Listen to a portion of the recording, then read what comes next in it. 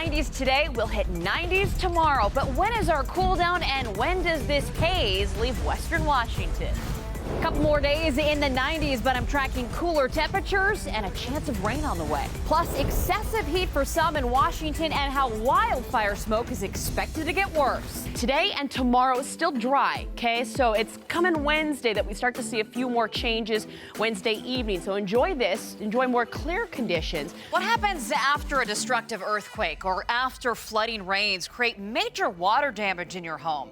You know what everyone says? We never thought it would happen to us. But what happens when it actually does? Are you prepared to rebuild? Are you even covered? The summit being one of those spots that was closed down for a little over an hour and a half here earlier tonight. It has been a mess out here. I'm sorry that when I first met you, I immediately was like, hi, dog. I'm used to it. It happens all the time.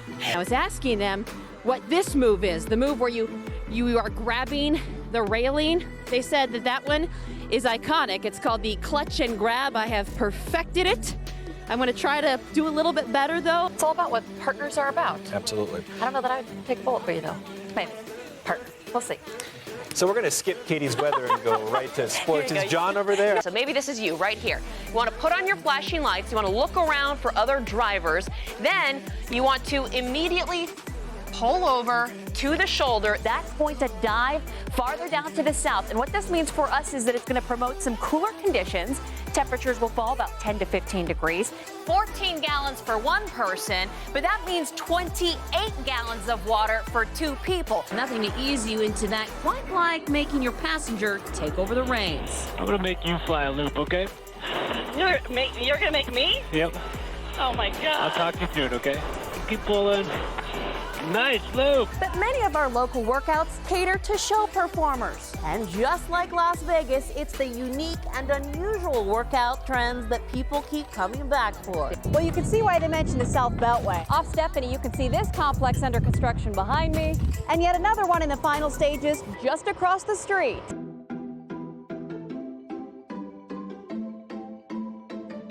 You just woke up one day and you're like, I have to create art out of sand? Like, what sparked this? We're going to be switched on to some severe weather coverage. We had a severe thunderstorm warning earlier in the afternoon for portions of Clark County. And so I had to quickly shift gears, went back out towards the Henderson area to cover some of that. Do me a favor, if you're watching this, step outside real quick, grab a shot of a little picture of some of the haze and the wildfire smoke, will ya? I'd love to be able to share some of these on television here coming up in about 12 minutes. I'd love to see what's going on in your neck of the woods. If you're seeing that reduced air quality, if you're seeing some of the haze and smoke from wildfires, you drop, you cover, look for a table or a coffee table, and you don't want to hold on like this, okay? You gotta cover your head too. You have to cover your head and your neck, and then with the other hand, you hold on. Meteorologist Katie Boer here in the Q13 Weather Center, and it's been kind of a crazy day because you know what I'm gonna be talking about. It's the smoke, it's the haze, and it is terrible out there today.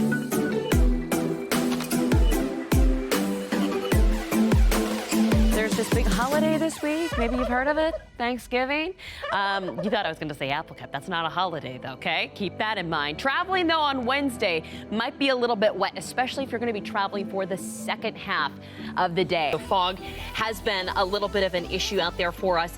This is probably going to continue to be an issue later tonight and then early tomorrow morning. And I'm concerned about not just fog, but freezing fog out around Tacoma tomorrow morning. So if your commute takes you around the South Sound tomorrow morning, that could be just a little bit of an issue. Right now, we're at 86. These are the conditions out at McCarran International, 86. Going to be feeling cool compared to what we're expecting here come Tuesday and Wednesday. Our second opportunity for triple digits, making another repeat performance. If you're trying to find any source of relief, I'd go to the mountain. Mount Charleston at 80 degrees tomorrow, 78 on Sunday. It will be a little bit gusty on Sunday afternoon, but not too bad. Today and tomorrow still dry, okay? So it's coming Wednesday that we start to see a few more changes Wednesday evening. So enjoy this, enjoy more clear conditions, which means a couple more really cold overnights expected here until temperatures start to rebound. I've actually taken Futurecast and zoomed it out just a little bit so you can see what's just offshore. this is what's coming our way. I think the best day to leave is today. I'm giving you the green light across both Snoqualmie, Stevens, and White Pass. But things get a little trickier if you're leaving tomorrow or driving up or over the passes on Thursday, especially Thursday after 4 p.m. and up until 4 a.m. on Friday morning. A few areas where that is falling at a little bit more moderate rate. You can see at this cell here, right up towards the north here of Henderson.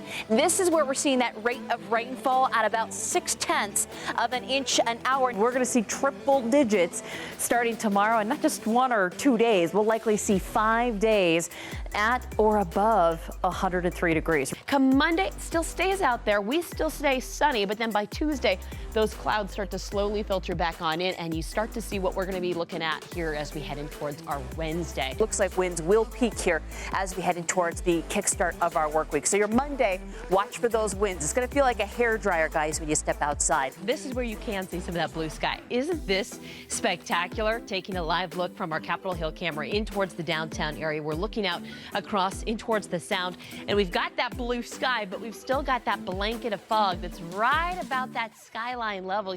Up here along US 2 on Stevens Pass, and you can see why. Really compact snow out on the roadways, and this is after drivers have been going over the road for so long. I want to show you something.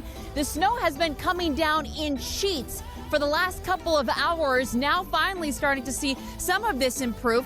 Just over here, though, we had someone from WashDOT that had just plowed all of that 2 hours ago, and now already at least 2, maybe 3 new inches of snow. You can kind of remove some of that particulate matter that's in your home. It's a really cost-efficient way because those HEPA filters that doctors recommend, They're expensive. oh my gosh, like $75 to like $800. Oh, wow. I mean, that's an investment. Right. So then you just take this and you're going to just use some tape and you're going to tape it to whatever kind of fan you have. A box fan is best. I have a 20 by 20 filter right here. This Flood Spot app cost $50,000 of your taxpayer money, and it would have been really helpful to report when floodwaters came halfway up into this parking lot. For the most part, yes, they are. But if you are going to coach youth sports here in the Valley, most organizations do require background checks, especially for the sports like you can see here just behind us.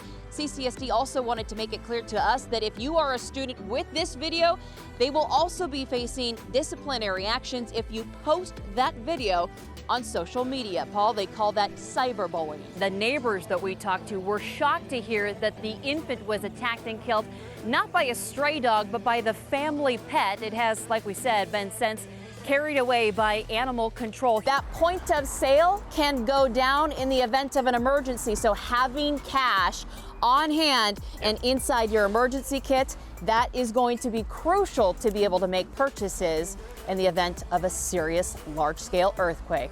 Well, Denise, the Regional Flood Control District says debris that can flow through these washes can kill you. Ultimately, the water that flows through here channels through and flows into Lake Mead. Emergency officials recommend keeping either an axe, yes, an axe, or a crowbar underneath your bed. They say that is a safe place in case you need to pry a door open or maybe just clear the way. Now, she has a much bigger goal, raising awareness for climate change, and she hopes to break a world record in the process. Well, we first introduced you to the game a few weeks ago. It's similar to fantasy football, but with fish.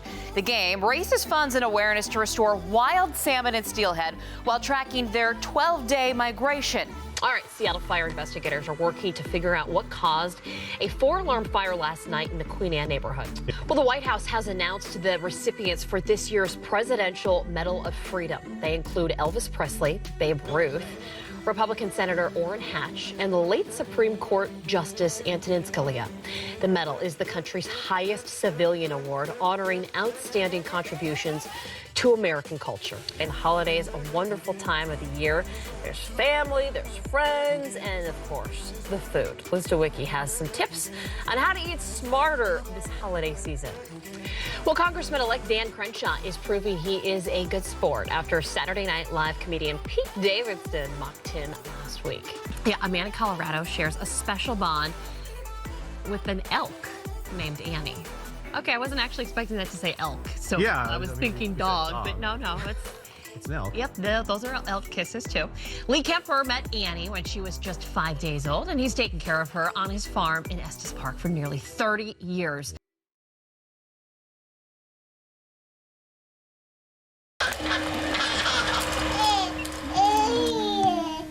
Get you. Where's Katie? Where's Andy? Come here. Maybe it's because they've been there since the very beginning, or the fact that life depended on them providing for you, protecting you. But when the tables turn and suddenly parents rely on you, I have a problem. Things aren't working because I'm getting in the way. I recognize that. And I've just been stalling on it for a very long time.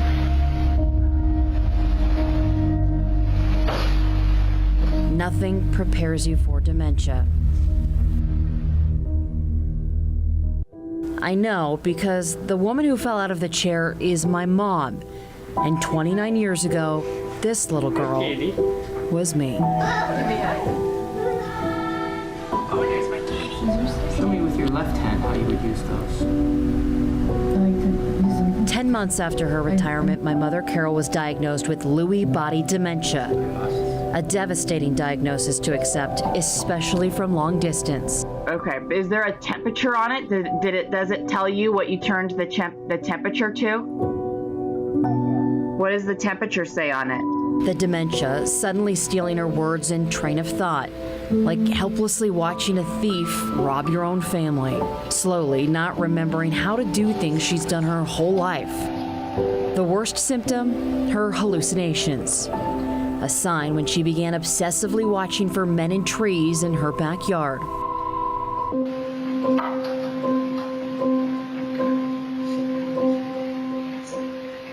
Try telling someone with dementia they're not there. No one's trying to hurt you.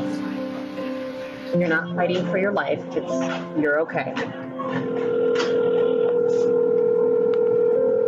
Or everything's going to be okay through a phone call or camera.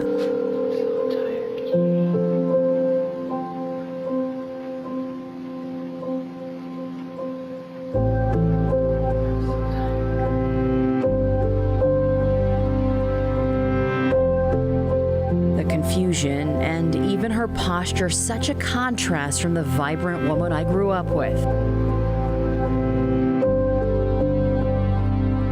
It's hard being in my kitchen 1,200 miles away, not feeling like you can do anything. I spend the entire day worried about her. What is she doing? Did she eat today?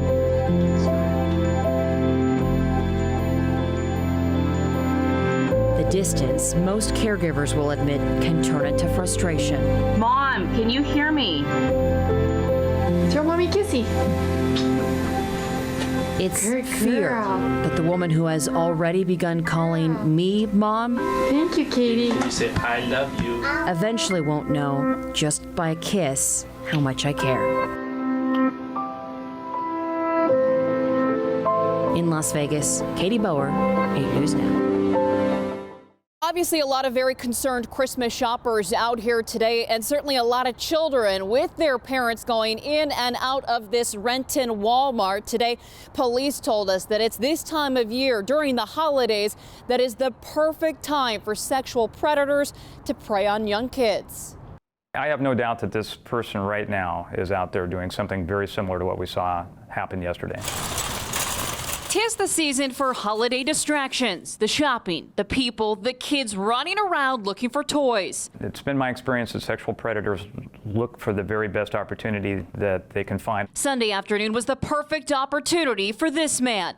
Police are calling this black male, likely in his 30s, a suspect after allegedly assaulting a little girl. She said that a man had followed her up and down a couple of aisles before eventually she and her other 10-year-old cousin were in the aisle all by themselves.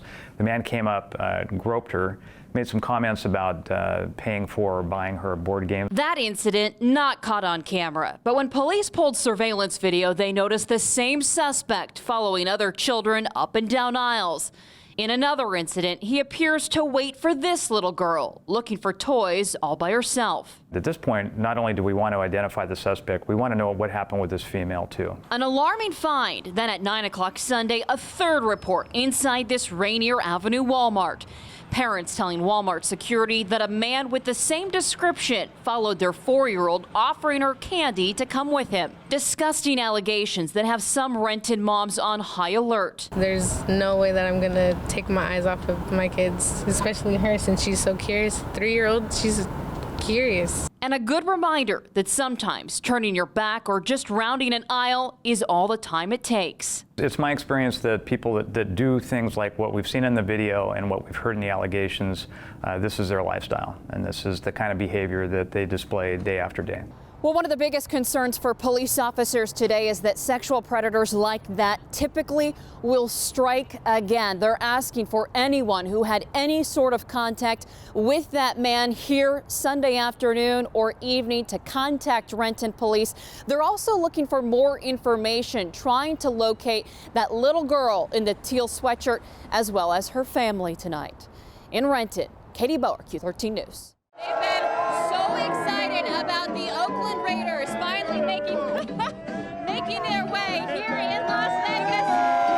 They are celebrating, and they have been for several hours, guys. Dogs taking on former Husky defensive coordinator Justin Wilcox. Huskies without Myles Gaskin this time around. First quarter, Jake Browning hits Ty Jones in the back of the end zone. UW up 7-0. That was good, Jake Browning. This is bad Jake Browning. Bad Jake Browning. Bad Jake Browning. Second quarter, he's looking for Aaron Fuller, but underthrows him, and he's picked off. Washington would still lead, though, 7-6 in the break. In the third, Peterson benches Browning for Jake Hayter. End of the third, Hayter is picked off by Evan Weaver, 37 yards to the house. This was Cal's only touchdown of the game as Weaver reaches out and gets the pylon. Good enough, though, to take down the Dogs 12-10. Blair Walsh's missed 27-yard field goal sealed Seattle's 10-9 win, and because of that, the Hawks get to move on, the Vikings move out, so it's officially time to look forward and prepare for the best team in the NFL, at least record-wise. That's the Carolina Panthers. Quarterback Cam Newton is presumably the favorite for MVP this year after leading his squad to a 15-1 record. Now the Seahawks are very familiar with this team.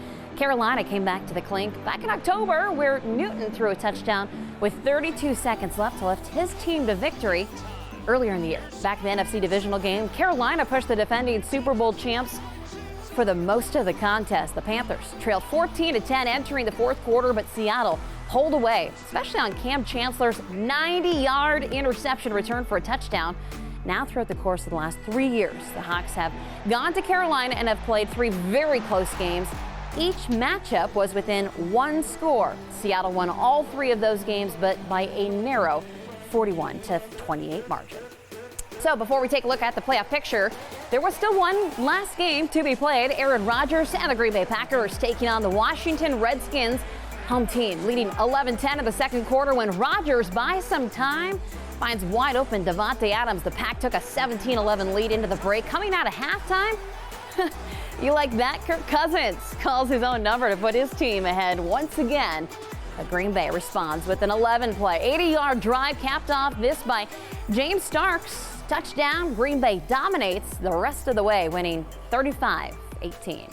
So here's what the playoff picture looks like. Interestingly enough, all 4 road teams won in the wild card round. The Hawks will take on Carolina at 10:05 from the morning on Sunday. Arizona hosting Green Bay Saturday night. As for the AFC, both games can be seen right here on Creme 2. Kansas City heading to the reigning champs in New England on Saturday, and Pittsburgh going against Denver on Sunday. The Chiefs have yet to win a game since trading Adam Haluko a little more than a week ago, and a big part of that problem is the fact that the team has let up 18 goals in its last 3 games. The Chiefs trying to right the ship against divisional leaders in Everett. First period, Silvertips start the scoring off. If you stand in front of the net, good things happen. Dario Winkler turns garbage into gold and puts the road team up 1-0. Second period, puck bouncing around in all the wrong places for the Chiefs. Brandon Ralph beats out Tyson Verheist to make it a 2-0 game. The Chiefs would pot one late, but Everett goes on to win 3-0.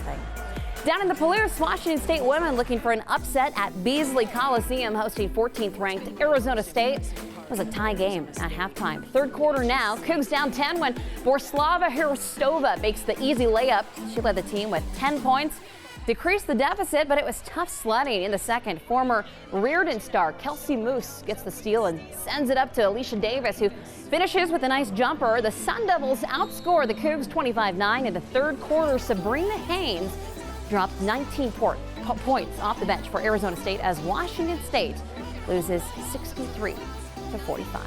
Finally, in some football news, Bruce Feldman of Fox Sports fired up this tweet tonight saying former Eastern Washington and Wazoo head coach Paul Wolf is getting serious consideration to fulfill the same role at the University of Texas at San Antonio. Wolf coached the Cougs from 2008 to 2011, accruing 9 wins and 40 losses. Much better, though, record with the Eagles going 53-40 in 8 years. I was asking them what this move is, the move where you are grabbing the railing. They said that one is iconic. It's called the clutch and grab. I have perfected it. I'm going to try to do a little bit better, though. I just recently met your wife, and she said that usually her and your kids, they try to book away from wherever you're sitting. Like couple rows back. I think the joint face we made during that story was, oh. You do realize that you are the ultimate multitasker here because you are pushing me on the ice, you're talking to me, and you're skating all at the same time. Kevin, is there any place like this in Las Vegas? Leave it to Katie to have the vice president pushing her around the ice. Yeah. In that video, I just saw someone I went to high school with. Oh, did you really? Oh, wow. Small world. Small world. Yeah. There it is. Oh, no. All right, so we're talking about temperatures on the rise. See, that doesn't seem too hard. Except for you look much better doing it than I do. Okay, wrong knee. Oh, bad. I'm a terrible dancer. Oh, I gotta put this thing down. Jeez. Okay, you're banned from the Nerf gun. I knew you were gonna do that. Hey, I gotta show you something, Sean. Look at this. Look at this. This is the coolest shot ever. Or the most terrifying. It may be the most terrifying. Have you done it? Oh, yeah. No, I haven't not done that it yet. one. We'll be talking more about our shower chances on the way. It's just a slight chance. No. Just a little bit. No. We'll see. No. Maybe models will change. We'll talk about it. There you go. I always love going to the classrooms, and I bring my my tornado tube with the liters and the water, and we shake it all up and we make a tornado. And I'm like, wow! And then I'm like, but there can also be a fire tornado or a water tornado, water spout. Do you want me to go sit over there? No, it's all good. You two, I'm gonna have to separate you. I don't know what's wrong with twice now. In case you missed it, she forgot my name again. Twice. I'm so sorry. I don't know what's wrong with me. Like Alex, it just like comes off the tongue, and then I know. Well, Brian I mean, is just so much more difficult. So hard, that Brian.